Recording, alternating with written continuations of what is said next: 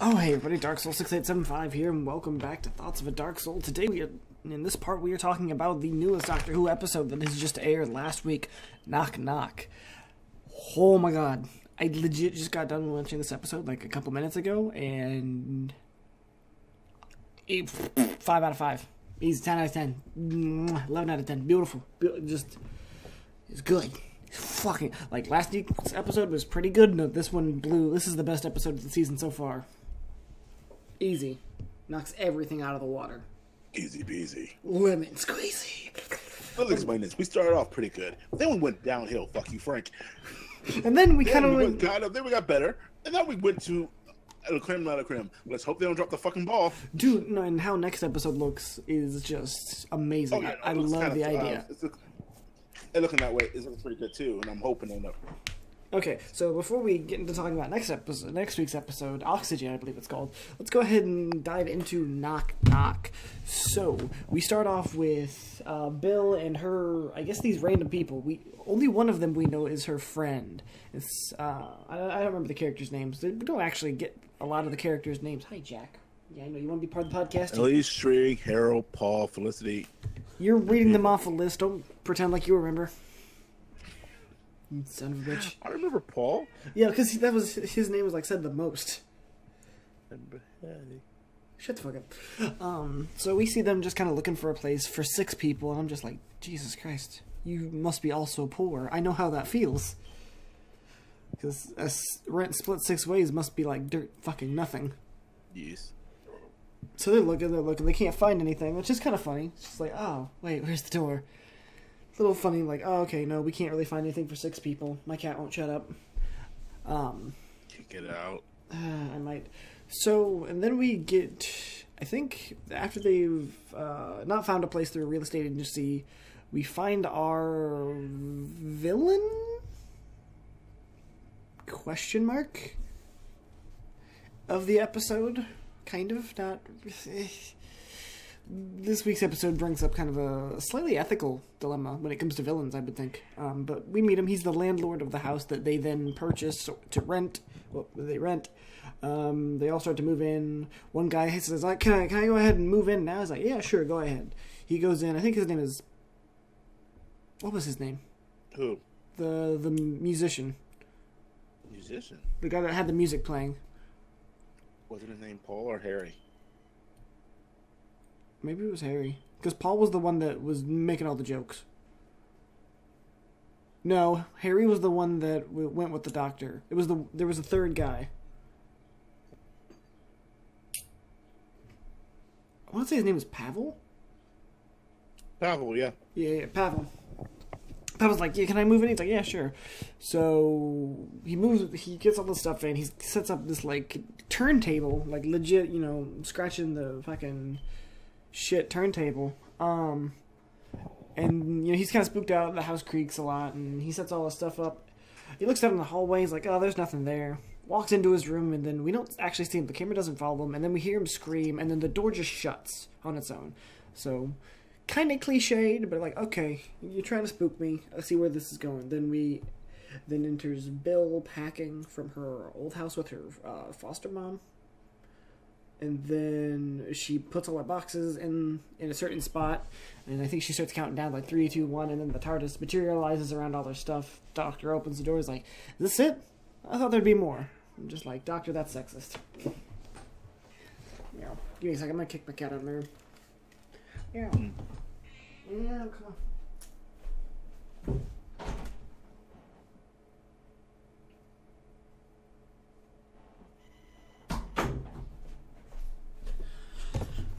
Okay, back. Alright, so... And they have this little bed, like, so do you need the postal code? And it's just like, no, I don't need the postal code. You don't know where it is. Alright, enter the postal code. And then they get to the house, and the doctor does not like the house. Like, as soon as he kind of, like, steps onto the grounds of the house, he does not like it. He senses that there is something wrong with the house. To be honest, most people would probably fear that place. I would have at first thing like that. Yeah. The first thing that popped in my mind is burn it with fire. Right, and we actually do kind of see the landlord when they first sign over the contract. He's very quick to, like, rush them through, like most landlords. So sign the contract. Don't worry about it. Sign the contract. It'll be fine. This is cheap. And so they sign it. We're starting to move in. Bill doesn't want the doctor to go in because she doesn't want him in every aspect of her life, which makes sense. This is fine. Companions can have their own lives. He goes in anyway because he's the doctor. He doesn't give a fuck. And he keeps listening to the house, looking around, making weird faces. He obviously knows something is wrong with the house, but he's not saying anything about it, which is interesting. I think then we go through. All the students recognize him.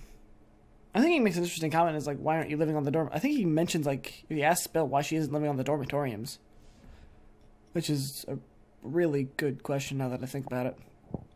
Wait, what was that? I think he mentions them being students, and I think he was trying to imply why aren't you living on the dorms, which is a good question. Some students actually like to live away from the dorms. Yeah. Not really addressed. Just thought about that. What happens next? Doesn't it go to nighttime? No, then Bill goes to a room with all her stuff, and Paul hits on her, but she doesn't get it. Paul leaves, and then she gets out a picture of her mom, and kind of takes the picture, faces it outward, and it's like, hey, Mom, I'm finally on my own. And just that's cute. It's a cute moment. I can appreciate that. Some people might see it as creepy, but I understand what she's doing. And she hangs the picture on the wall, and then the walls start to creak. She makes fun of it at first, but then she's just it keeps creaking. She's like, okay, getting a bit creeped out. Yeah, I would be too. Too spooky, 5 me. And then I think we skip to nighttime. I think, right? We skip to where they're all, Oh, one good thing to mention, and there's a reason I'm mentioning this. Paul mentions a party that is going on later that same night. Remember that. So now we fast forward to nighttime, where they're all gathered in the living room, dining room, kind of. I'm gonna say living room, because there's no dining room means there's some place for them to eat. There is no place for them to eat. They just sat there and they start eating. Yeah, then kind of a living room. They're talking about how there's no reception. One of the characters gets really nervous when there's no reception. I don't remember it wasn't much actual consequence to what they were talking about. And then we hear some noise, and first oh no, it's a mouse from upstairs. It's oh okay, that's a reasonable explanation. It's an old house. It's creaky. There could be mice. But then they hear something coming from the kitchen. And at first, I think it was Harry's Paul, go check it out. Paul's why? He's because you're the biggest one, probably the most intimidating looking. I don't think Paul objects to that. I'm you know what? That's a smart thing to do. But Paul doesn't want to because he's a scaredy bitch. Scaredy bitch. He's a scaredy bitch. And so Bill's fuck it. I've seen death emoji robots. I've seen a thing under the lake. I've been attacked by a puddle of fuel. Fuck it. I'm brave. She just said, I know. I don't give a fuck. Shut up, brave. I'll fucking do it. She's been I'll do it. She was timid too. She was, but they all follow behind her. I mean, at this, that's what you expect. The person you don't expect to go goes, and everybody else is okay, let's go behind her in case she needs help. Because we're all too afraid to go first and die. And turns out all this noise and commotion is just the doctor. Because, suspense. Oh, and to let people know, in truth, you should know she wasn't going to die.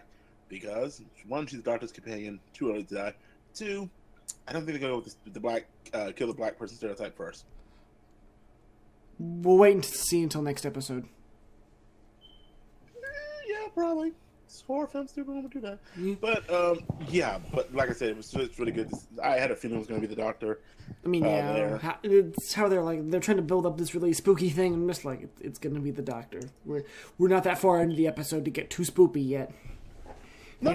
We are that far in the episode because what happened shortly after that? After they went to the room, and who is it? It's the fucking landlord just there. After they were just asking questions about it and stuff like that. Was there all this stuff is out of date? You have no washer. You have no central heating. There was he said something the doctor said something was from the 30s. I'm fuck, man, Jesus, it's an old ass house. He looked at that. He's everyone was how'd you get in here? It's just to be discreet. When someone asked that, I look at the landlord going no, what? Seriously, how the fuck did you get in? Get in here. I like how nobody questioned how the doctor got in. At all. Nobody questioned him. He's like, oh, hey, he's here. I always expected. I assumed he just stayed there against Bill's wishes. He's just kind of hit around and it makes checked more out sense that way. But checked out the basement. Just sneaking up around that time, and then after they talked, spooky. The landlord got real creepy. Yeah, landlord got real creepy. I think Harry mentions the tower on the house. He's like, you must not go to the tower. And it's just like, oh, okay. Just part of the lease.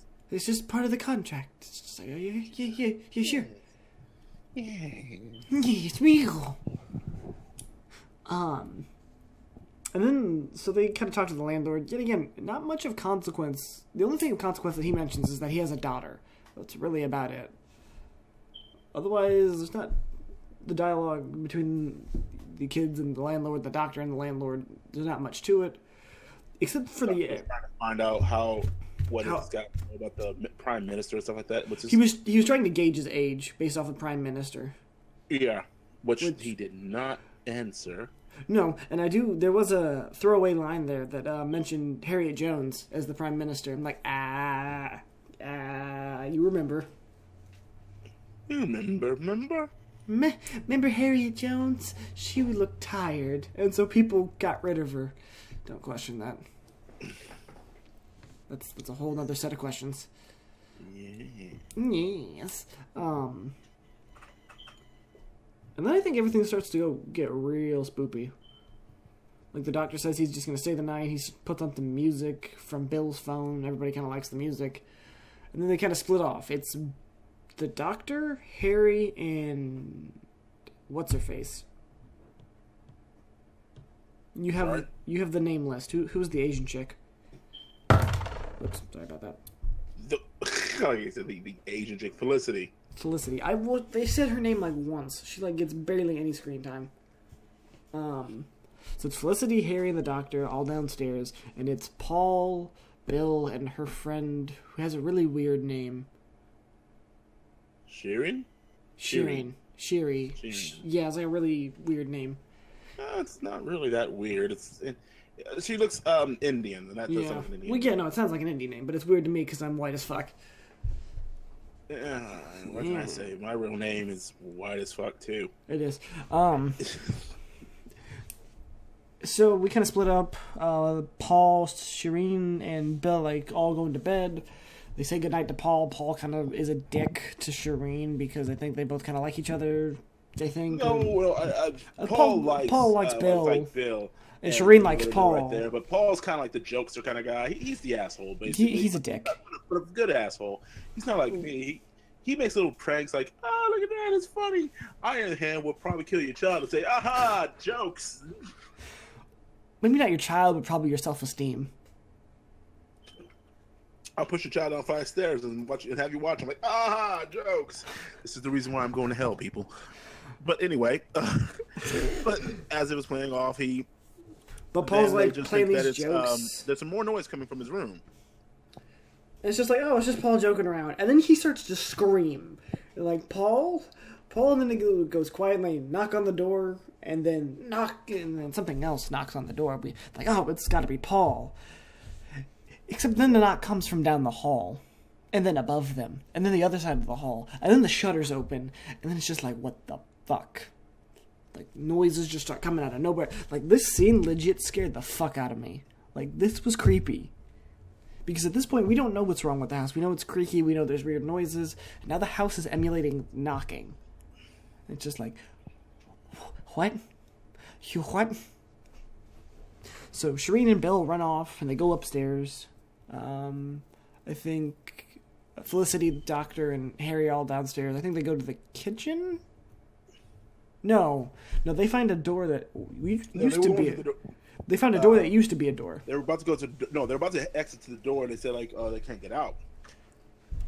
And they found out it was sealed. The door that was a door has now been sealed, but not locked. It's become part of the wall. And so like Felicity starts to freak out a bit, and she's like, I can't be. I think she starts saying like, I can't be trapped. I can't be trapped. I can't be trapped. I can't be trapped. And like she fucking starts booking it outside, made it through before the shutters. I thought they were gonna kill her with the shutters. I thought they were gonna decapitate her in half or something like that. Like, ooh, but they're like, no, this is Doctor Who. Yeah, they can't do that. I mean, they can, but ratings will drop. Ratings will drop just like the limbs. So yeah, it kind of looks like they're gonna split Felicity in half with the shutters closing, but she gets out just in time, and she's like, "Oh, I finally got service. I need to call the police. She starts kind of backing up towards a tree, and then gets eaten by a tree. Yes. Don't question it. Actually, question the shit out of that. Well, no, because the doctor made it a point earlier saying that the trees were making weird noise. He said there was no wind, yeah. So it has been known that it is the entire place, even the outside. It's the entire property. That's kind of yeah. Yeah. So now we know Felicity's gone. The Doctor and Harry know. I think we then go back to Bill and Shireen after they found what's his face. They found Pavel. What's his name? Was it Pavel? Pavel. Yeah, they found Pavel in the wall. Yeah, like he's almost completely encased in the wall, and you hear his music on a loop. And like, oh my god, what's going on? Shireen's about to turn off the music. He's like, no, don't do that. It's like, why? It's like, I think the music is helping. Then the landlord fucking pops out of nowhere. He's like, he talks about something about hope. Like small bouts of hope are inevitably like useless. And he like takes the mind you, this is like a record player, like a scratcher table. So he takes the little thing off the disc, and the wall just completely eats Paul. Like he just gets sucked into the wall, and it looks like a regular wall. Not Paul, Pavel. A lot of P names. Pavel the Rock. You won't get that joke. And then the landlord explains that he's been eaten by the wall, and I don't remember much of the conversation here. Do you? Basically saying that he's not suffering anymore. Yeah. Part one with the wall. And that he's like one with the Force, except with the wall. Yeah. And the wall was with him. That you signed the lease, and it's time to pay your dues. He's got a little tuning fork. Yes. It's important. The tuning fork's important, people. You gotta hug the crap out of him. Oh, that tuning fork. Oh, God. Then I think we can go back to there's a lot of jumps between the two groups of characters. Then we go back to Don and Harry. Or Doctor, not Don. Doctor and Harry. Sorry, brain fart. Yes. And then I think we start to see the lice, or the dryads, or whatever you want to call them. I will call them the dryads. Yeah, I do like it. These creatures are coming out of the wood. And it's just like, oh, that's kind of neat. It's alien. He's like, they have this little exchange. He's like trying to catch it where the Doctor is. He's like, grab something to catch it. And Harry's like looking at the wall like, Doctor? He's like, what? Look at this. He's like, what? And then you see like hundreds of them just come out of the wall. And they're like, oh, God. They're like giant cockroaches. My favorite. Yay. I don't even want to kill myself. And I like to, use an old phrase, they legit come out of the woodwork. Boom. In my suffering. So the Doctor and Harry go into like this little cupboard where the Doctor came out of earlier. But he's like, what are we going to do in this pantry? He's like, it's not a pantry. It's an elevator. Ding. What? Yeah, what? Makes sense. Kind of. No, it does, especially if you know the old housing. Back in the day, they used to have like these little things that were able to go from the cellar and down, especially around houses that big to transport stuff. Heck, even in the U.S. they had like that, even on a smaller version of it. But still, it is plausible. And it could, considering how old the house was, it could have been done to also have been a type of bomb shelter, because this is still the UK. Ooh, doesn't look like a bomb shelter. No, but it could have been used as something like that during. It looks like where all the help would go to help and or sleep, do the because things there they're were supposed bedrooms. to do. To keep away from the real people, the good people. Yeah, we gotta keep the riffraff downstairs. Yep. Riffraff, street rat. We're not going Aladdin. But so they go downstairs.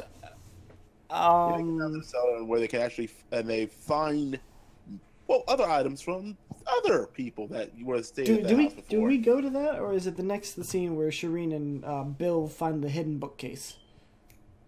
They found the hidden bookcase right after they got chased by the ran from that the landlord. The landlord. Yeah. They find a secret bookcase, which I think is funny because Paul mentioned something about like, oh, there's got to be some secret bookcase that leads somewhere. I'm just like, these jokes are paying off.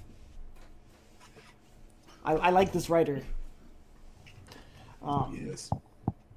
So they find that they go upstairs. I think they go into the tower because that's they hit towards they hit into the tower.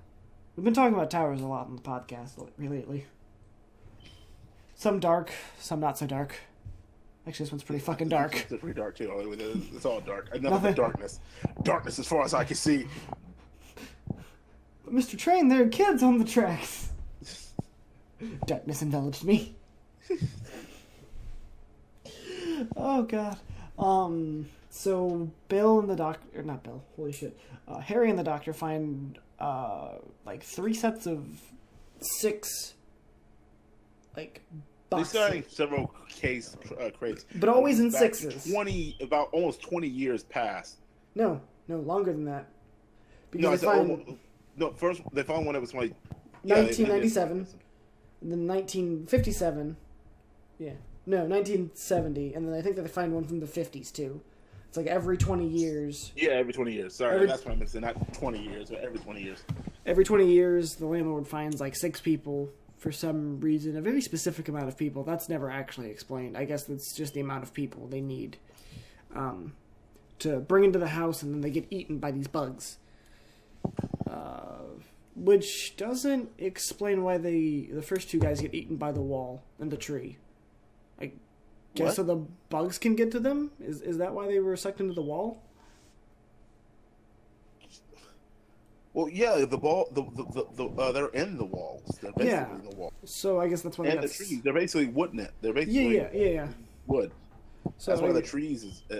That's why when the trees were creaking, she was complaining like, "Oh, yeah, that was the wind. There was no wind." Right.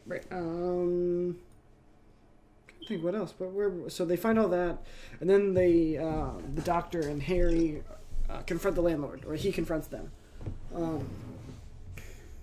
Where the doctor finds out that he's the landlord. The landlord knows, and he's trying to save his daughter. Yeah, he mentions his daughter again. I think the doctor's like trying to make sure Harry doesn't die. Harry like gets freaked out. He's like, "No, we need to get the fuck out. We need to get the fuck out of here." And he goes and runs up some stairs, and this is terrifying. Like, actually terrifying. This is like freaked me the fuck out. He gets like 3 steps up the stairs, and then since the steps are made out of wood, they enclose around his ankle. Like, they encases his foot up to his ankle. And then the landlord takes the tuning fork, hits it after the doctor tells him to let Harry go. He hits the tuning fork against the wood.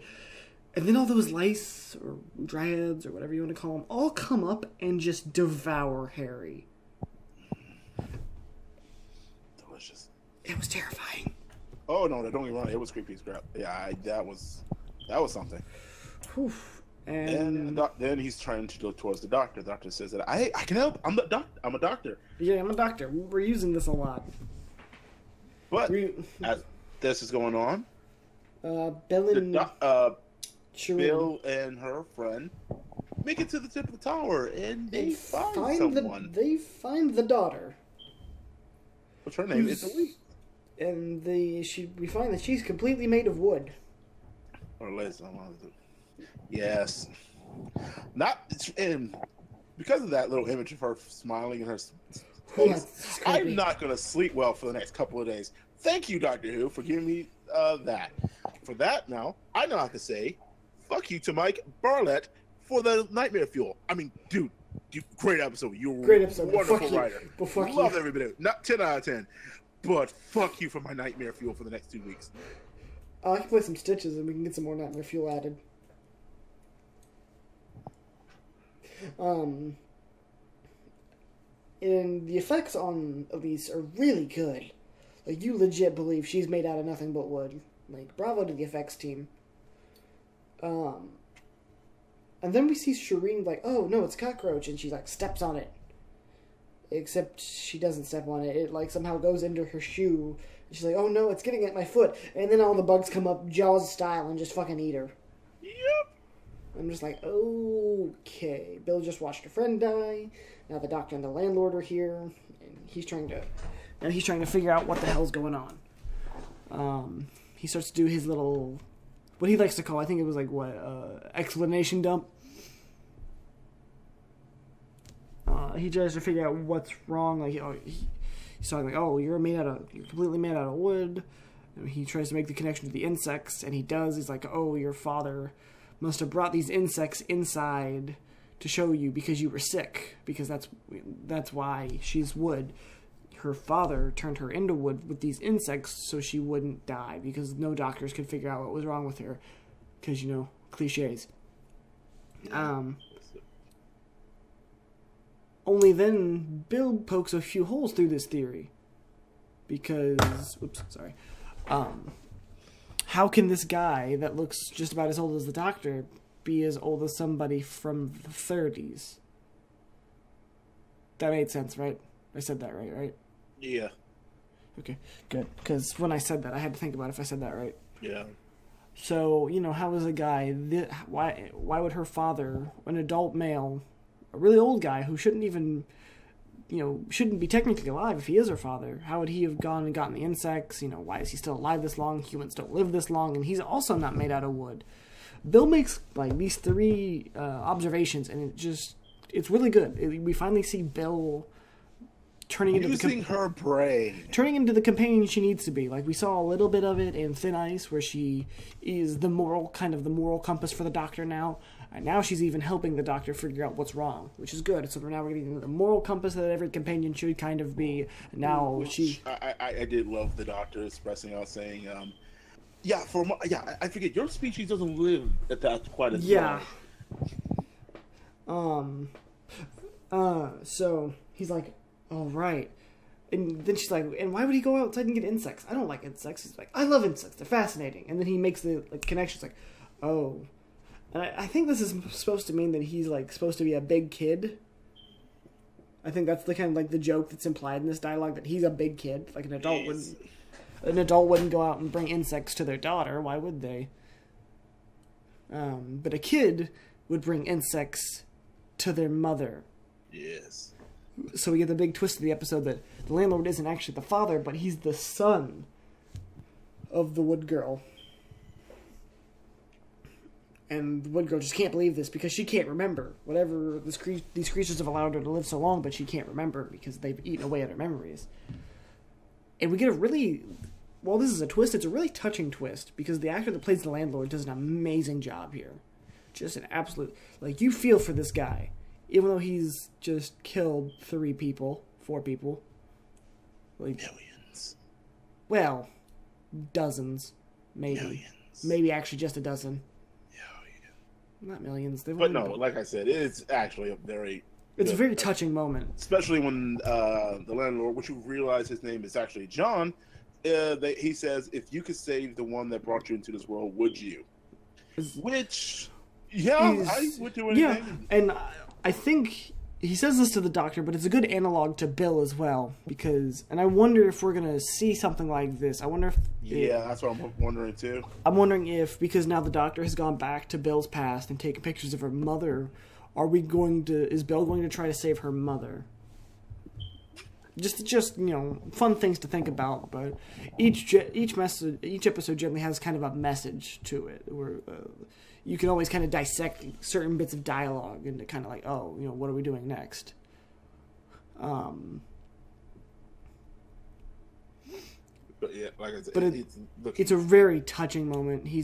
Because you realize this guy has not left this house, or if he has, he hasn't gone away from it much.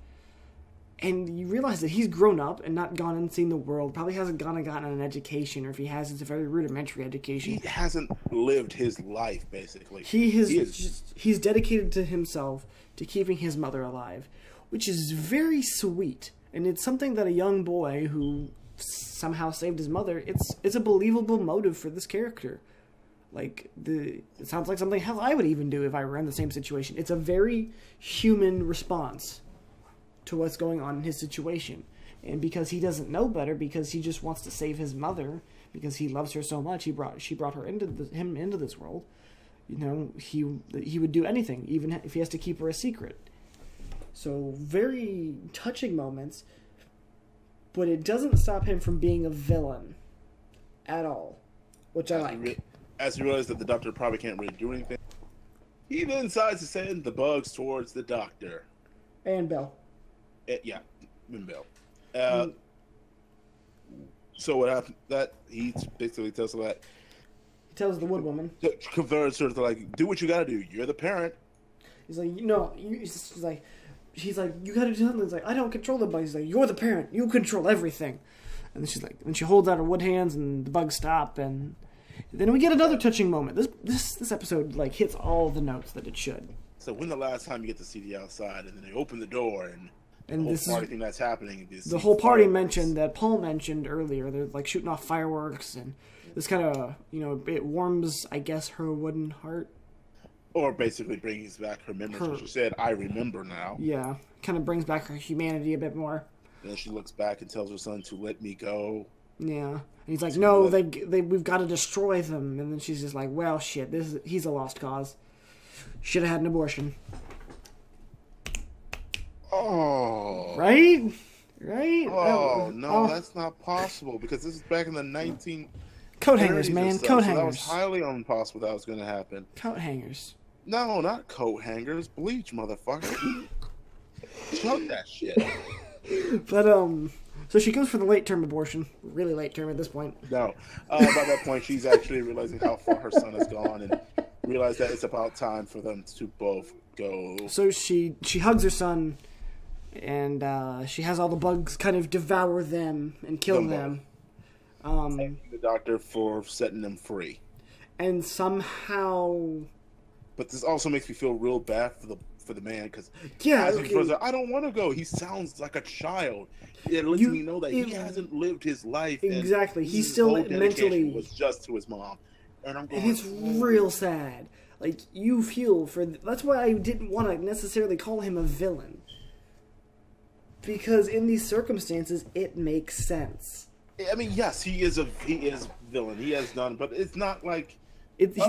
Everything he has done not because he's evil, but because this is the life he understands, and this is because he wants to save his mother. There is no actual evil intentions from this character, I think. Like I said, that's why it's kind of an ethical thing. It's just like, you know, would you sacrifice 6 people every 20 years to keep your own mother alive?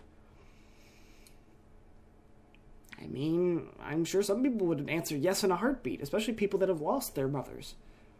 So you really feel for this character, and when they both die, it's kind of a bittersweet moment. It's followed up by some bullshit, though. But at the end, it's, she did, I mean, when she died, she did bring back Bill's friends. Somehow... Well, let's say they wasn't completely devoured as of yet. I guess. That's probably my one problem with the episode. They don't really explain how the friends are not dead, because we get like I said, they just brought them into the wall. They basically just pulled them in. Yeah, but it looks like they've been eaten alive. Like I said, it doesn't really explain, like, well, how does the wood, how did she just transform to wood? Yeah, this episode doesn't do a lot of explaining with the actual alien aspect of the episode, which is fine.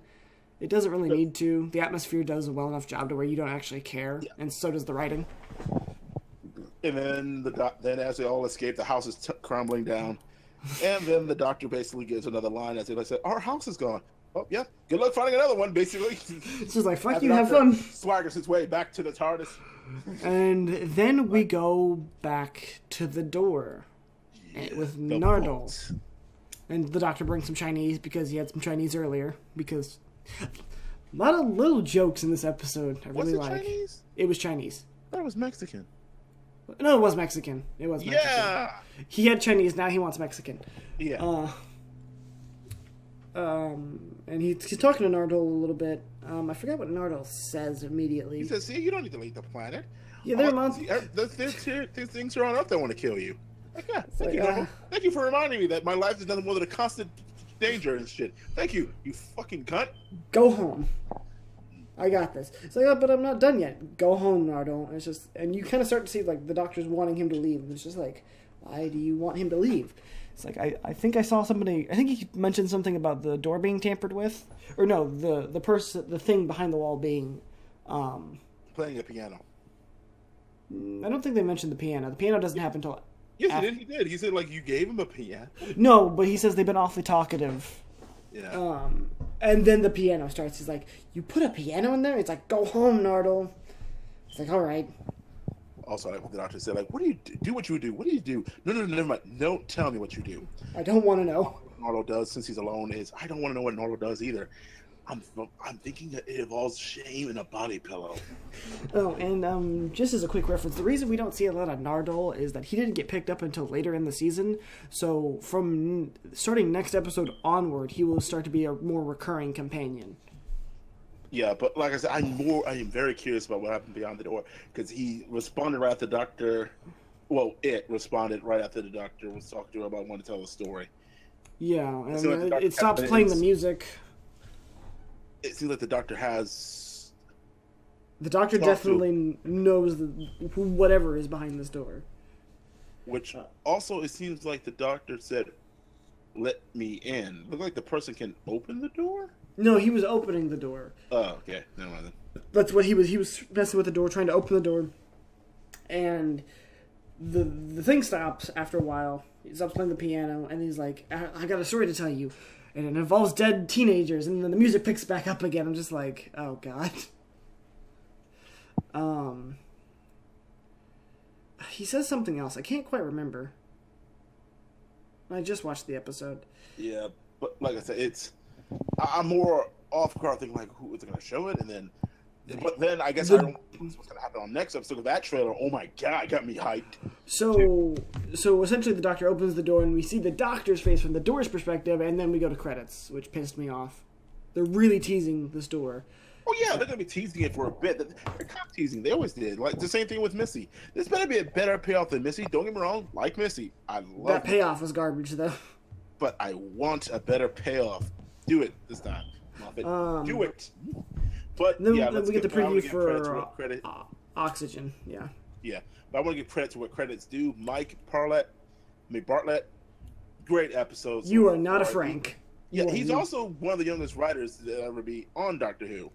He was born in 1980. He is incredibly young for any of the writers. Yeah, which is insane because this script is just... It's good. Like I said... It's real good. Real creepy, nice atmosphere. Shows the balance... Shows doesn't tell. Yeah, and also great that Bill's actually showing some, Intelligence? Yeah. Well, also showing Bill's other lives and how she wants to live. Basically also saying that this is the life I... have outside the TARDIS. Yeah. Just nice little touches, especially, like I said, the little point where she's like, hey, Mom, this is my new place. I'm finally on my own. That was a cute moment. It's a very human moment for Bill because, her mother's, we assume, dead. I think she said she was dead. Yeah. And so her showing the picture off is kind of like, it might be what somebody does if they had a dead parent. They kind of, because they can't show off to Mom or Dad. Yeah. But it's really great to see this. Yeah. There's a very human element to this episode. Yeah. And that's the whole thing when it comes to this. It is basically just showing that how even humans can do like this so many fucked up things, but for the right reasons. For the right reason. Yeah. For what they believe is the right reason. Like I said, is the best episode as I've seen so far, and I would argue will probably be the best standalone episode of this season. Yeah, so far. But I'm hoping that it gets. I'm wrong. I'm hoping for better. I hope things stay to this level or get better.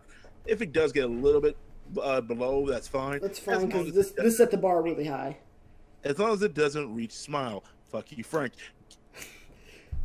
Basically going to be probably every podcast from now because I am still livid about Frank because he's a horrible writer. One thing that I was thinking of while we were talking about this podcast, my whole theory is right now it's either the Valeyard or John Sims, the master behind the door. That's what I think.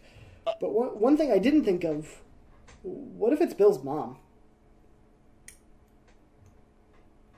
Wouldn't that be a bitch? That could be a thing. The doctor knows she was alive this whole time. Hit her behind a wall for a reason. I don't know. Stupid idea. Stupid theory. But yeah, Knock Knock was a fucking... It'd be really interesting to find out that it's actually the doctor. Yeah, I mean, technically that would be if we're talking about the Valeyard. Valeyard. No, I mean like the doctor, not the Valeyard doctor. Oh, that would be really weird. And it really wouldn't explain John Sims' master. So we're just kind of speculating at this point, but Knock Knock, setting the standard for standalone episodes for the season, for me at least. So great episode. Can't wait to see Oxygen next week. We've hit 40 minutes now. I think it's time for us to stop. So thank you all for joining us. Stay tuned for part 2 of the podcast, where hopefully Dark Paladin, Ray, and I talk Guardians of the Galaxy Volume 2. So stay tuned. I am Groot. No, you're a fuckboy. Oh, hey everybody, Darksoul6875 here, and welcome back to part 2 of the podcast. Is my webcam on? Did I fuck this up already? I think I fucked this up. No. Did you? Yeah, I fucked this up already. It's okay. We're used to this shit by now. This is the second part to Thoughts of a Dark Soul. Joining me today is Dark Paladin, and for once in what seems like ever or not at all, Ray is joining us. We are going to be talking about Guardians of the Galaxy Volume 2 today. Paladin and I just got out of the theaters like a couple hours ago after viewing it. Ray has already seen it. I think you saw it the night it came out, right? I've seen it twice. Oh, you've seen it twice? Shit. You beat me. So we're going to kind of talk about our overall impressions, kind of our nitpicks and problems with the movies and what we thought. Just kind of overall impressions, because I can words right now. No, I can't. We'll go ahead, since Ray's not been on for a while or at all. I can't remember. We're going to start with Ray. Go ahead. Oh, we're starting with me now. We're starting with you. Okay. Yeah, you don't get to think. You just go. It fucking sucked! No, I'm just kidding. So your actual thoughts. Alright, so when I first started watching it, the movie itself, long story short, I think it's fine. So when I walked out of the movie the first time, I was with my manager and also my friend. Since I work at a theater, I get to see movies for free, so that's why I've seen it twice already. Lucky bastard. So my manager at the time, he and I are both comic book nerds. We're both more DC, but we like Marvel. Mm-hmm. And when we walked out of that, we were laughing our ass off, and we basically just came down to the conclusion that this one was definitely funnier than the first one, but the first one, without a doubt, had the better story. Okay. This one had a lot of jokes. It was and while some of the jokes worked, there were a couple of it was so weird. It's like, it was like Ant-Man. Like, okay, so when Ant-Man first came out, it was so weird because it didn't really feel like a Marvel movie, but it was still good. I enjoyed it. I liked the change of pace. This one, it's like a Marvel movie, but like, I felt like I couldn't take anything that was happening in it serious. Like, the plethora of jokes just ruined the tone for me in a lot of sequences. And that was my biggest gripe of the movie. It was the first time where it's like, like some of the jokes just felt forced. Like, this was like Green Lantern shit, where it's just like, you have to have a joke every other. Yeah, I mean, they had like every other scene had to have a joke. Yeah, even during parts where it's like, can you just like sit down and like literally like get Baby Groot out of there? Yes, we know Rocket's always cracking jokes. Can we like have a serious, just like, someone is dying, like people are dying, like calm down. You know? Like, not to spoil anything. There's some things that work. Okay, so I mean, and before we go any farther, I will say we can talk about spoilers. We don't stray away from spoilers on the podcast. Oh, this is spoiler free. This is not spoiler free. Yeah, this is not spoiler free. Just FYI, you talk all you want. So let me talk about some jokes I like, some jokes I like. So obviously, I mean the chemistry with Rocket and like I love Rocket. He's always one of the funniest guys, and Drax was funny too, but then there's sometimes like he and Mantis, there were some good scenes, but then there's some scenes where I'm just like, funny. And I will say right now, I'm on the fence, but I kind of was okay with it. The fucking Pac-Man scene. I loved that. That was hilarious because it was a callback. I liked it. I was a callback to something recent, but it's to like the earlier scene. One of those things where again, my eyes rolled to the back of my head. I was just like, oh my god. I enjoyed it for what it was. I can't really bash it too much because something that Peter Quill would do, you know. Yeah. It's like, wow, Peter, you fucking idiot. So that one, I was okay with the end. I think the joke that didn't hit for me was after the reveal that he put the tumor in his mom's brain, and then they did the Hasselhoff joke. That one was a bit too quick for me. That's what I'm saying. Like, there was some serious shit happening, and then they're just like joking. Or even the part where Nebula is like saying that she's gonna like use the credits to like hunt. Oh yeah, really serious. But then again, they have to lighten the mood up. It's like you don't really have to lighten the mood up. You have to understand like this is a very dysfunctional relationship they have. And so, to me, the movie was honestly one of the messiest Marvel movies I've seen in a while because there was a clash of tone. There was a lot of subplots. Yeah. And, like, again, for me, like, I thought towards the end, so, again, more spoiler alerts, Yondu ends up dying. He kicks the bucket. God. I thought his death was cool, was good. My issue with it was I didn't know, like, Yondu and Peter didn't really spend too much time together. It was literally towards that last scene that they kind of reconnected, because before that, there was a subplot of Yondu kind of consoling Rocket, of all people. Because, you know, I guess it's just to show that Rocket does all the things to get attention. It's like, no shit. Like, I don't think anyone needs to explain that. Yeah. And it wasn't until, like, that very last scene when, like, Peter's, like, having flashbacks that you kind of see the sentimentality between him and Yondu. But before that, that was, like... There was nothing. It was just really rushed for me. There was a sequence. I think it was supposed to tie in a bit to before the mutiny happened. How like right before like the whole mutiny actually happened, they were always getting on him about always being really kind of always giving Quill a pass or just not being as hard on him. I think through bits and pieces of some other dialogue, we kind of get a bit more onto that. But honestly, I still feel like that whole mutiny thing. That whole mutiny thing was kind of a really random, but it did lead to one of the coolest fucking scenes in the movie. It did, but yeah, like that whole sequence, I literally don't know why it was in the added.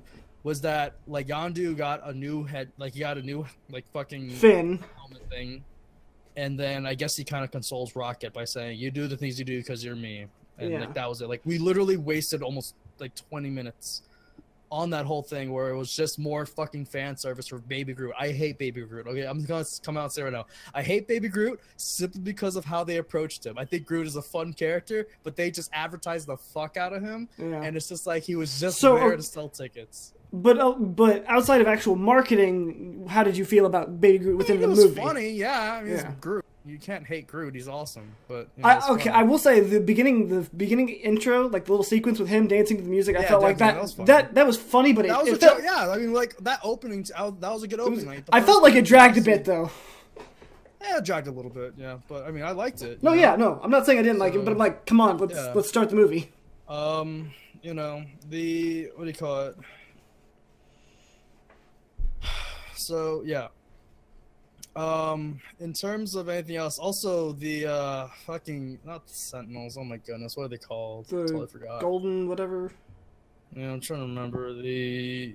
I'm gonna hold on. The Enclave. I think they're just called the Enclave. Yeah, the Enclave. I thought they were whatever. I mean, they were again just like another distraction, just to kind of drive the plot. Like that again. This is like my issue with the movie. There was a lot of subplots that didn't add much to the movie, in my opinion. Okay. So the movie to me was just kind of a mess because in terms of sometimes where comedy worked, and then they were like inserting comedy in parts that were supposed to be serious, and that was one of the, like. You see, I always come off as like a Marvel basher, but I love Marvel. Like I do love a lot of movies. Some of my favorite movies. I love Iron Man. I love the first Guardians of the Galaxy. I thought the first Guardians had like a perfect balance. It had a near perfect balance. This one just was so like messy. It was fun though. Like that's the thing. Like even though I'm like really, it seems like I hate the movie. It was fun. Like I walked out of there smiling. It was like it was a fun distraction because the movie itself is just complete filler. It adds almost nothing to the universe other than the fact that Adam Warlock is coming. And that's about it. See, I don't know who Adam Warlock is. Like, we watched the post-credit scene, but as a non-comic book Adam reader, Warlock, the best way I could describe him is he's basically Marvel's version of Black Adam. Okay. I will say probably one of my favorite scenes was one of the more dramatic ones that actually had Drax and Mantis. And it was kind of when he was dwelling on his family, that is like his dead family, and then she just kind of touches him and just starts like crying. But you don't see it on his face because he's just come to live with it. I'm like, that is a really powerful scene. Yeah.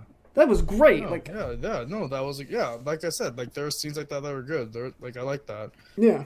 I feel like there was like a lot of the dramatic scenes still were really fucking good, even if there were some like some not so like well timed or just too much comedy. It didn't take too much away from some of the dramatic moments. I would disagree. Like there's only two that really stuck with me, which would be Yondu's death, and then like Yondu's death and like Rocket telling him he only has one of each. So Yondu basically telling Yondu that you have to make a choice, even though he already knows what choice he's gonna make. And then that Mantis thing. Those were like the only two really dramatic ones. I mean, I guess the one where like Peter and Gamora are arguing and it's like, I thought you found a family, which that's another gripe I had. Okay, sorry. Yeah, so go ahead. When they first said that Ego was gonna show up, right? Ego and like they did this Ego completely different. They said they were going that's what I heard. They didn't want to do Ego in a way that he's just like a snobby king, right? Yeah. Instead, and I'm like, okay, they're gonna do something different. Maybe he won't be a bad guy. Maybe he'll actually do something interesting. But no. So he goes from, instead of being like a snobby king that like kind of wants to rule, or he just cares about his realm and nothing more. Instead, they just turn him into like every other kind of fucking generic Ultron world destroying, just like I'm going to be a Reaper thing. And it's just like, okay, you just did a complete 180 in terms of cliches. And like people are saying the movie didn't feel as fresh because it's like, the climax was like, very average. The climax was whatever, and like the whole theme of Peter's trying to find his original family, but there's like, I thought you already found your family. It's just like, oh god, we're doing this. We're doing this again, aren't we? Yeah. So. Yeah, I agree with that, but it still worked. I think. I mean, it worked because it's. I'm not saying it's not bad. Again, this is that was like the first Guardians of the Galaxy is what Suicide Squad should have been, where these guys like they seem like they're heroes, but they definitely aren't. Yeah. You know, and they do something heroic at the end, and then they're praised for it. You know, and that's fine. The only difference with Suicide Squad is they would have done something, and then they wouldn't be recognized for it, and they would have had a better impact. But we're not getting into that. And you know they would constantly refer to themselves as villains. God, I hated that. Yeah. It was so blatant. Whereas Guardians, I mean, they're just all outlaws. They're not like, we're outlaws.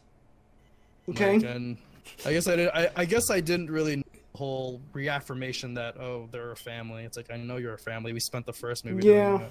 They're just kind of a retread, but yeah. So it was just one of those things where kind of like with Ultron, where like they introduced a character that was pretty cool in the comics, and like Ultron was just disappointing because they just like nerfed him the fuck, and he just didn't seem like he was how he was in the comics. Ego, they changed him, and they kind of hyped him up to be something that was going to be even like interesting, or maybe not just a generic villain. But then he just ended up being a generic villain.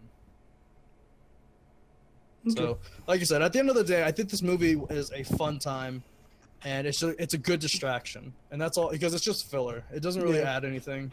It's just there to watch to have a good time. So I can't fault it for that. I just as a movie for me, for like comic books, and even just as a movie, it's slightly messy. But like I said, I still had a good time with it. I saw it twice, you know? You generally don't see a movie you don't like twice. Yeah, no. Like, I still enjoyed it. Like, there's like a ton of jokes that I was laughing my ass off with. Yeah. And Rocket's just my boy. Rocket is my boy. I will see it just for him. Rocket's his spirit animal. Trash Panda. Oh, dude, okay, yeah, so that part when, I think it was Peter's dad, when Peter's dad, like, said this triangle face, like, rodent or something, when he rubbed his face, I wanted to hug him so badly. I was like, oh, Rocket. All the jokes thrown at Rocket, oh my god. You're always getting picked on. I love Rocket. Wait, is Trash Panda bad? No, it's good. It's really bad. That's not, yeah, so yeah, like, those things were, yeah. The movie itself is really enjoyable, and the soundtrack too. It lives up, you know. It does. It's the first one. Oh, the Zune joke, the fucking Zune joke at the end. I forgot about those, man. Exactly, that's the point. No, they don't make those anymore. stop making them a long That's time. the whole point. It's like, oh, I lost this. Now here's another obsolete media player.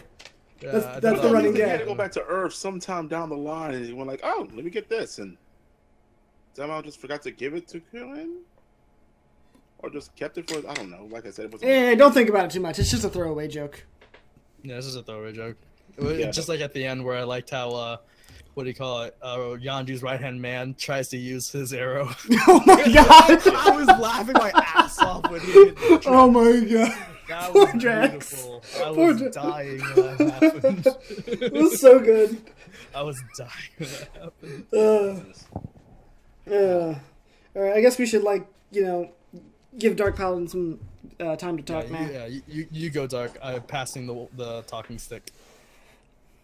Okay, well, since I also was a comic book geek and used to read comic books a lot,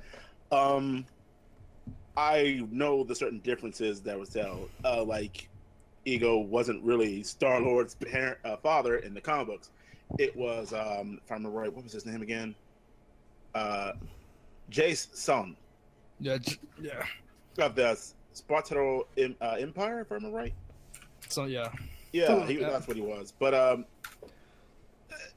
and Ego is the living planet, just like, from that one planet from what was it? From DC. Guardians, the Green Lantern. Apocalypse or No, Green Lantern. Living planet? Yeah, there's a living planet that's actually a Green Lantern. Indeed, but we're going off track there. That's Mogo. Like I said, yeah, Mogo. Thank you. The problem, the thing with this movie was about family. It seemed like the theme was from the last movie was, let's just get these gang of misfits and turn them into heroes. Now we're going to turn. Now the whole thing was about the whole family. Now the thing of that problem was that I saw every step that was going to happen. It was pretty predictable. Yeah, Soul didn't know this was going to happen, but when Sylvester Stallone's character came up to Yondu, Mandu, he's talking about when you die, you're not going to have the special treated funeral. Like, oh, you're going to die later on in this film, aren't you? I actually forgot about that. Film? Huh? I'd actually forgotten he said that. He said what? That Sylvester Stallone's character said Yondu wasn't going to get this special funeral. Oh yeah. Yeah, I already knew. Well, you're going to die. So, but I think you're going to die, but also you're going to redeem yourself, and you are going to get that special funeral at the end. Yeah. I was right. Yep. And when the father came in the beginning, oh, who is this? I was saying his father. You're the bad guy in this movie. Of course, who else is gonna be? Yeah. Yeah, so I was okay, it's following a formula. It's becoming predictable. But what saved the movie is its comedy. But the problem I have with it is that it's not taking any risk. Yeah. Yes. I mean, I have been saying that about Marvel movies since Ultron. They have been just risk-free. No, not it wasn't. It wasn't Ultron. I can even say Thor Ragnarok. I can even see Thor Dark World where they killed Loki, and it's oh yeah, killed. Yeah, but that would have actually been a good scene if Loki did die and redeem himself. Do you know how weird that would be? But no, I mean, what happened when they killed? What happened in Age of Ultron? We finally got someone to die. But it's a character that was just introduced. And it's Quicksilver. I mean, I guess he's still technically alive in a different universe, so. Maybe not anymore. We had no time to do. I don't count his death because we had no time to really connect with him. We didn't. No one really gave a shit. No. And he died in the most quick tangent. Ultron killed him with a machine gun. Ultron, the god of cybernetics, using a fucking gun to kill someone. Oh god, I hate that shit.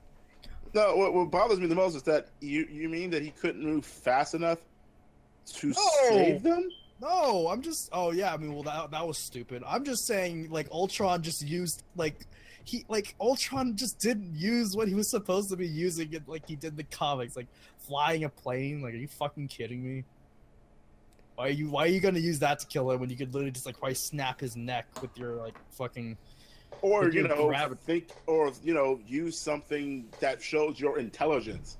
Ultron is supposed to be this big, amazing because in the comics he outsmarted the Avengers.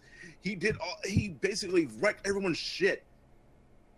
And this was just like, don't get me wrong, I love Ultron the movie. He was funny. He was actually threatening, but until the end. And I did love the Avengers throwaway joke when he said, when we brought up the Iron Man, said, "Oh yeah, he hates you the most." I laughed uncontrollably. Yeah. But like I said, we're going off tangent here. Focus on Guardians of the Galaxy 2. And I do agree, Marvel is playing incredibly safe, but at the same time, I understand why they're playing incredibly safe. I mean, they have nothing. They have nothing to worry about. Yeah. Because right now they're the big showrunner. DC ain't producing anything for them to worry about. So why not play safe for these characters that are making them months of money with toys? That's why Baby Groot's this big selling market. Because think about it, kids are seeing this more than the adults are. Then Robert Downey Jr. ain't cheap. Yeah. Yeah, what's their problem? I wonder how they're gonna do what they're gonna do with that one, Infinity Wars. But like I said, but do what? What's going on? I said Robert Downey Jr. ain't cheap. Yeah, but what's that to do with anything? Dark Paladin said something about how they're gonna handle that in Infinity War. I mean, yeah. I wonder if they're gonna start killing people off, but then again, they can bring them right back with one of the stones because that's what happened in the comic books. Yep. Especially if they're going to follow the rule of the comic books, the first person who ever hold the Infinity Gauntlet is Iron Man. I am a total geek when it comes to this. You're fine. I'm just a movie fan. That's what I'm here for. Like I said, I was a little upset with Drax's character. I would love to have seen him still be brooding about this whole thing. I mean, we don't get that one scene about him and his wife and how he still kind of carries that. That still bothers him, and it's that one powerful scene. And then we go back to saying like, "Oh man, you're ugly as shit, bitch." Yeah. Oh, the idea of us having sex. Oh, that scene. This is so good. God, see, this is the kind of sheep that laugh at that shit. I mean, don't get me wrong. I found it funny, but at the same time, thinking like, this is a person whose family has died by the hands of from Thanos here. I mean, yeah, it was the President or whatever, but it was Thanos and he made it clear that he wants to get Thanos for this too, because it was Thanos' fault for this has happened. And it just right now, he's just playing on comic relief the entire time. There are too many comic reliefs for me, and if it wasn't for the clever writing, I think it would have probably went down the pathway of Ghostbusters reboot. Oh, never saw that one. Oh, I'll say in terms of like Marvel series, like this is like Thor: Dark World is still my least. Oh yeah, it's like still the worst. Bad. That was bad. This one was kind of like, I would say, I guess like a little bit like Iron Man 2. Like, it was there. But then even then, Iron Man 2 at least introduced Black Widow. So maybe it was Iron Man 3 where it's like things happened, but it had no impact on the universe. But my thing is that they keep to me, it seems like they focus on like, okay, so how can we expand the universe? How can we show all these other comic book characters? And they're like, oh, we're going to introduce Adam, like the Enclave. Like, okay, they're not going to do... I said, that's what I was thinking too. Like, okay, they're not going to really be that big of a threat. They're going to be an inconvenience, but they're going to do something that's going to expand the universe even more. They could have been the main threat. The Enclave are usually bad motherfuckers. Like, I know, but they made them seem like just these idiotic things. And oh god, the villains are sometimes just so comical. It's just sad. Honestly, like, this isn't the first time. Right now, like, people say like Marvel has about like articles and like a lot of public commenting how Marvel are on a decline right now in terms of villains. When was like the last like for me, Loki is still one of the best villains that they've produced. Oh yeah. After that, I mean, Ultron again, it was okay, but he still didn't like. The only thing he accomplished, I guess, was just kind of like the events of Civil War. But besides that, I mean, every other villain, like, it's been either generic or weak. Was really memorable. Yeah, because you don't feel anything for these villains. They're like, oh, they're just throwaway villains. The reason why you felt for Loki because you understood his history. He was taken from his parent, from his real childhood, and when raised to believe that this man is his father, who's always being overshadowed by his brother, just like it is in the comic books. They built that up. They show you can see the pain and you understand where he's coming from. Yeah, exactly. You know, I mean, you like Ultron because it's comic, and I thought Ultron was okay. Like during the beginning, like, you know, he's still kind of torn too because he was created as a peacekeeping initiative, and it's like no one else can see his vision but him. Yeah. Yeah, but that's about it. You can just that is end about with it. that, and ta-da! No. Like, here's like when they dropped the ball on. And this is what I say that Marvel has dropped the fucking ball on. Was what was it? RoboCop? Not RoboCop. God dang it. No. Iron Man 3. RoboCop. Go on. Yeah, I'm sorry. That's another bad movie. But Iron Man 3, man, RoboCop 1 is where good. they introduced The Mandarin. What's his name? What? The Mandarin. Mandarin. They got the right guy who I thought to play the Mandarin. I understood that it's like, okay, let's not lean to the whole racist Mandarin. Let's lean to this other one, which I thought like very clever, very smart. He seemed intimidating, strong, and he seems like what they was going to hit with social issues today. Like I was expecting this to be like, oh my god, they're doing what Captain America 2 did, and that was one of up there to top one of my favorite Marvel movies. But no, just finally nothing more than an actor. Yep. It's kind of funny because on the Wikipedia page it says a version of the character loosely serves as the main villain in Iron Man 3, and it's just like loosely. That's the key word.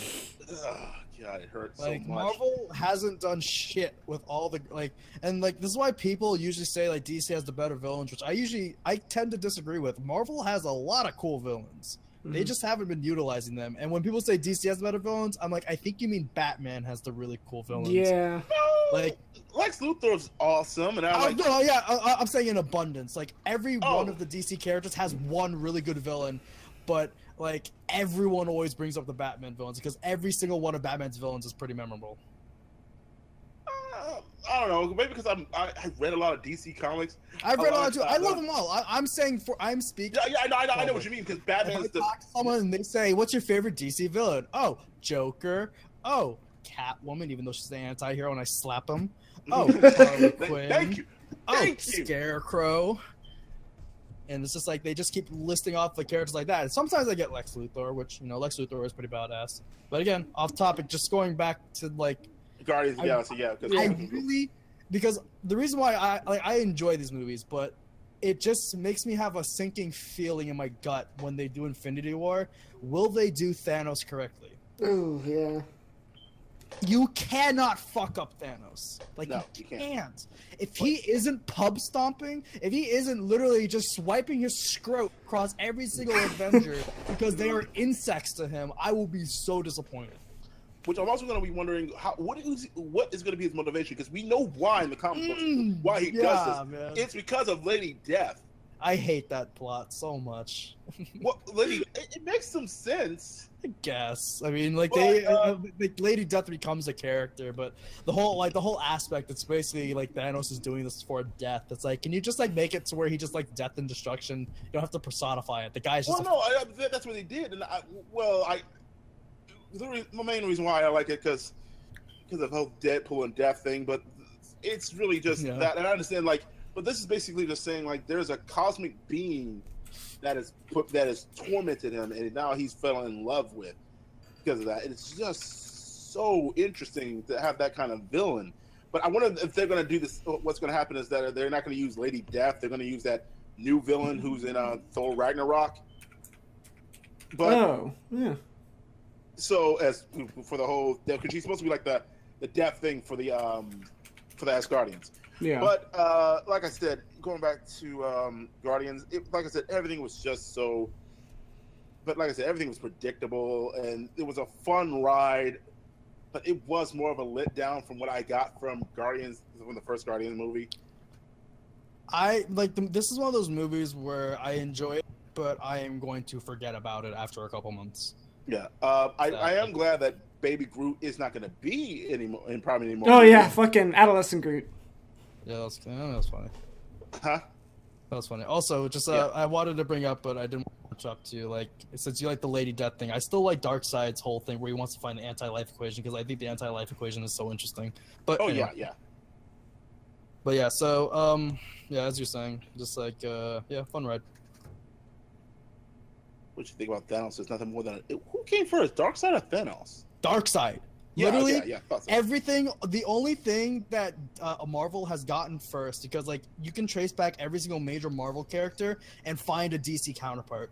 DC for the most part has always come first. Like the day that they introduced Dr. Fate, I know the internet's gonna go, Dr. Fate? He controls parallel universes and shit. Oh god. What a rip off Doctor Strange. Then they look it up and they find out Fate came out 20 years beforehand. Yeah, I know. That's the thing that bothers me. And then people are gonna be like, Darkseid, well, he looks just like Thanos. Again, almost 10 years beforehand. Because Jack Kirby and the original people were pretty Slade Wilson? That's close to Wade Wilson. They ripped off Deadpool. No, Slade came first. Yeah, and actually Slade, like, that was the point of the joke. He was a parody of Deathstroke. Which, if you do this now, there's a new character that's in the Harley Quinn comic book called Toolbox. That's a ripoff of Deadpool. What? Wow, yeah, I'm not even fucking kidding. He acts zany and waning, but he doesn't have any super healing powers. But wait, who is this Toolbox in there? Marvel or DC? Something. It's Tool something. Is this DC or Marvel? It's something Tool, because it's making it rhymes with Deadpool. Is it DC Comics or? Yeah, DC's doing it. Yeah. Is it Red Tool?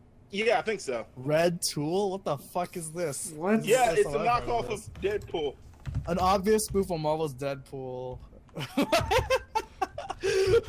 What the fuck? Wow. What? That's pretty funny. Yeah. I guess they did. I imagine that they did this since everyone keeps shipping Harley Quinn and Deadpool anyway, so it's like, yeah, we'll do it. His name is Wayne Wilkins. I'm done. I'm done. Yeah, abilities is music and throwing. What? But yeah, that's just basically my main point. I agree with Ray when it comes to this. It's a great ride, but you're going to feel that you want it more. I mean, every time you watch it, you're going to enjoy it, but you're going to wish that you had the same passion that you did for the first one.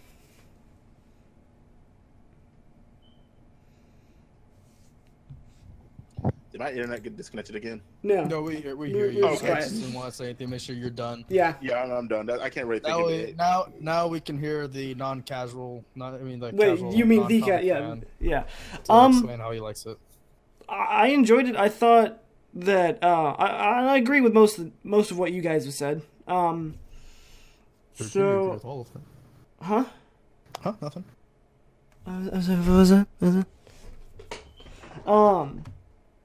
It was a fun ride. I don't know if I'll necessarily forget it as quickly as you guys will, because what? I don't know if I'll forget it as quickly as you guys will. Mostly because the storyline that they did with Star-Lord is something that is a story that I always connect with. It's kind of like because I don't know who my actual father is, and I was raised by somebody else. So that story always resonates with me on a personal level just a bit more. So I always kind of enjoy that story for personal reasons. Then you find out that your father's a dick. He probably is. I mean, I've never met him, so I just assume he is just an asshole. So that, like I said, that story always resonates with me, and the whole Yondu's death really hit me because, like I said, I kind of project, so that's why it hits me a bit harder. Because my father is the guy who has raised me, the man that I call my father is an amazing guy. And so it hits me on that emotional level. So yeah, they didn't take any risks, but at this point, do they really, I want them to. Don't get me wrong, I want them to. I think they do, because they're slowly going to, right now, the decline definitely isn't apparent because like Civil War was pretty good. It had some issues, but it was pretty good. But all of the side series Marvel movies are kind of like on a decline right now. Like they have like people are complaining about the same things. Like I said, with villains and generic villains. Yeah. So and hopefully they won't. Hopefully they won't do that for Black Panther or Spider-Man. Yeah, I'm really interested to see what they do with Spider-Man. But the movie was a fun ride. For the most part, I feel like all the comedy hit the right notes, except for when it was in those dramatic scenes where it just didn't fit. Outside, when it wasn't ruining the dramatic moments, I thought the comedy was great. There weren't too many scenes that I didn't laugh at where the comedy was in it. I literally only bust out laughing like twice. I bust out laughing a couple times. Probably not more than 5 or 6, but when they really hit it, they hit it. Trying to think if I had any really nitpicks with the story. That we haven't said. Yeah. I'm trying not to repeat what you guys have said. By the way, just on a side note, the fucking warp scene with Rocket and Yondu. Oh my god! That was so hilarious and terrifying at the same time. What the hell's wrong with you, boy? We just jumped 700. It's like, because I can. Something that caught Dark Paladin off guard was the Stan Lee cameo. Oh yeah. Yeah, I don't. Seeing him with the Watchers. Yeah, the Watchers. I thought it was pretty cool. Which my friend, I wanted to smack him in the movie theater. He's like, "What from the Green Lantern Corps? Are you?" See, I didn't know who they were, so I don't know who they were. So I'm just like, okay, this scene's not for me because I don't read the comics. The Watchers basically watch over the entire universe. They see everything, but they're not supposed to intervene. Okay. Except for one who seems to intervene. Okay. Like I said, I think one of my favorite scenes, even though it was kind of excess, was Yondu, Baby Groot, and Rocket going through their spaceship. Just is beautiful. Yeah. Him controlling that fucking arrow was great. Seeing Steven Yeun die, that was great. Who? Steven Yeun from Mindless Seven Indulgence. He's in the movie. Oh. Yeah. You know who that is, people? I don't. I actually liked Nebula's character. I didn't in the first movie. I didn't really remember too much of her. Like, I'm glad they developed her a little bit, but again, because they had to focus, we had one little fight scene. Yeah. I like Nebula. She got like fucking Katana from Suicide Squad. I wish they would get their fucking screen time they deserve. Yeah, and she did get time to develop, and I'm glad for that. And I'm always a fan when, a Doctor Who alumni kind of goes somewhere outside of the show. Oh, yeah. Spoiler alert. Hold up. You cut out for me. What? I said, spoiler alert to anyone, he's made I have no knowledge or interest in Doctor Who, so I always roll my eye. Yeah. When he brings it up, so. Hey, it's fun to see when hey, the man, she was hot goes as a stripper. I mean, Yeah. or an escort. Let's see. Was there any scene that we really didn't talk about? I'm trying to think. I mean, we could talk about the after credits, like the ones that matter, besides Adam Warlock. There was the Adam Warlock. There was the adolescent Groot. Arrow in the neck. Oh yeah, that one was fucking... Watchers. From the Stanley cameo again. Which, yeah. Oh god, won't this be interesting to find out that Stanley's actually the one above all? Yeah. That would make a lot of sense, especially with all his cameos in the movie. True. You have no idea what we're talking about, do you? No, I don't, but I feel like it would make sense once I see if they actually... One above all is the only one that exists in all the multiverse. Oh. He's basically God of the multiverse. He created the multiverse. Huh. In one aspect of the comics. Yeah, what? It's never, like, the one basically is basically God. Literally, they are God. Yeah, of the whole multiverse. There's only one of him. Yeah, they exist in all the universes of any iteration. Like, because some characters, there are different versions of them. Yeah. But this character stays the same because, as he said, he's one above all. Gotcha. Yeah. He usually doesn't have a form, besides like a glowing silhouette. Except he did appear as Jack Kirby in one of the Fantastic Four comics where he gave back Ben Grimm back his Thing form by using a pencil. Yeah. Also, if you ever look it up, do not get it confused with Peter Quill. Yeah. He's like Golden Age, and Jack Kirby made, which is why. So yeah, I don't know. Did I explain that my main, like, since I know more about DC, but my main comic book knowledge from Marvel is like the Golden Age. You mentioned that. I kind of know modern Marvel, but I really know more because I have them right here, like in my house. Like my dad we have like tubs of them. So, yeah, I know more about the old stuff than the newer stuff. Yeah. Which is why I have no idea why the Squirrel Girl's a thing. I don't know. I don't care to know. It's not surprising why Squirrel Girl's a thing. I mean, Gwenpool's a thing. Gwenpool's interesting and cool. Fucking Squirrel Girl? Yeah. Squirrel Girl's is supposed to be like this. Oh, this is a hero that's not really supposed to be a hero, and somehow she does all these weird shit and somehow can beat people. It's kind of a cool, interesting adventure. I mean, there are lots of weird freaking heroes out there. There are.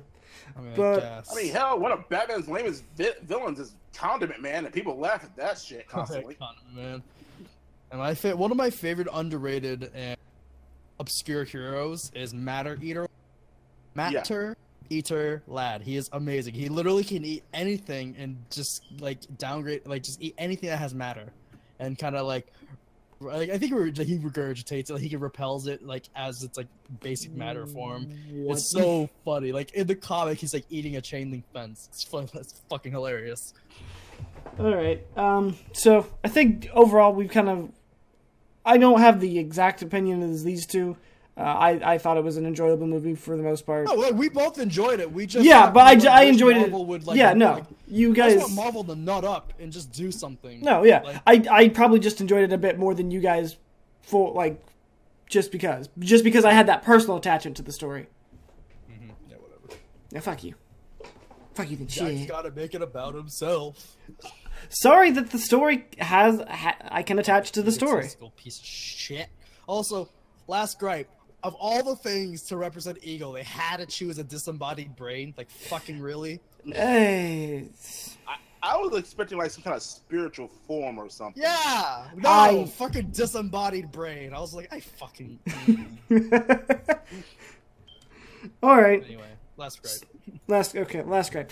So overall, we all enjoyed the movie. If you enjoyed the first one, go see it. If you enjoy the Marvel movies, go see it. It's a good. You're gonna, no matter what, you're gonna have a good time. If you really want something like something to laugh at and has some cool effects, yeah, go see it. And it has a pretty damn good world. Like, it's a pretty movie to watch too. Yeah. So go see it if you enjoy these types of movies. If not, why the hell have you listened to us talk about it for 40 minutes? That's a good question. It's a very good shit. Yeah. Yeah, that's probably it. So, thank you, Ray and Dark Paladin, for joining me for this podcast. Thank you, everybody, who stopped by. If you want to talk to us more about this, leave a comment in the comments below. If you want to talk more about the Doctor Who episode that Dark Paladin and I talked about in the first part of this podcast, once again, leave a comment in below. Good, we've finally gotten the non-believer out of here. So, thank you all for joining us. I hope you enjoyed this. And as always, everyone, have a great day.